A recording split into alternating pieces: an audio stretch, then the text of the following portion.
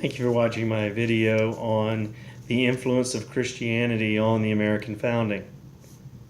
Dr. Daniel Dreisbach has been recognized from many sources as a leading proponent of the study of Christianity in the American founding.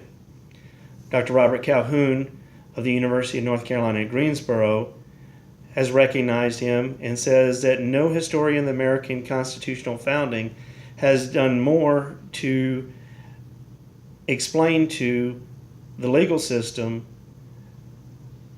the basis of Christianity in America than Dr. Daniel Dreisbach.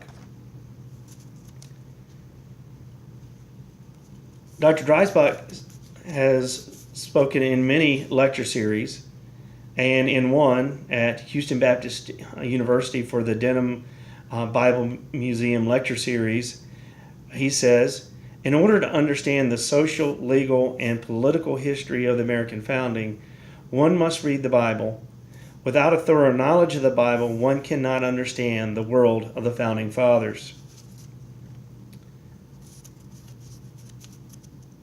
Dr. Dreisbach takes his source back to the Reformation, and he follows a timeline down through that the Reformation led to literacy education because of the use of the vernacular Bible, which then led to general education improvements, and education led it to Republican self-government. In another series, the Bible and Culture series, Dr. Dreisbach indicated that the American colonists were a biblically literate culture, with a few being influenced by Enlightenment. Unfortunately, what we hear most of the time is how much the Enlightenment influenced the Founding Fathers and very little about the Bible.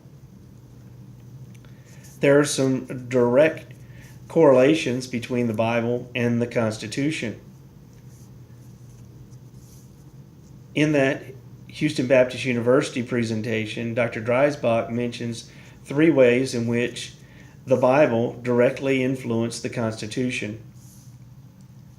One is in a general theological context of the doctrinal position of the fall of man.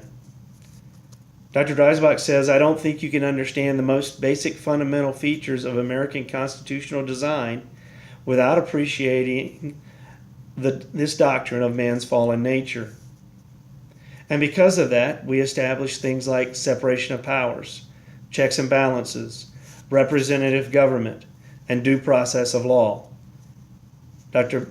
Dreisbach says these are all features designed to check fallen human actors who are vested with public authority.